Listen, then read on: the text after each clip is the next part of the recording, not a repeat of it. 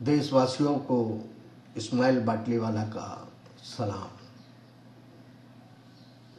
दोस्तों, साथियों, भाइयों, बहनों, बुजुर्गों,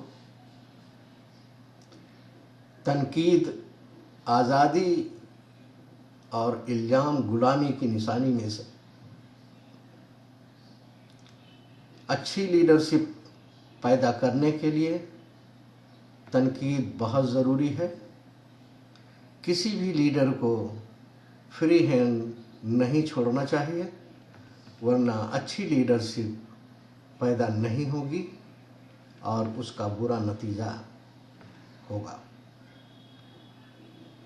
नंबर 2, किसी भी लीडर का अंधभक्त नहीं होना चाहिए, मगर नौजवानों में ये बुराई ज़्यादा पाई जाती है, उन्हें भी सावधान रहना चाहिए। कुछ लोग को जब सियासी बात समझ में नहीं आती है तो किसी न किसी का एजेंट बोलने लग जाते हैं और इस तरह लीडरशिप को कमज़ोर करते हैं।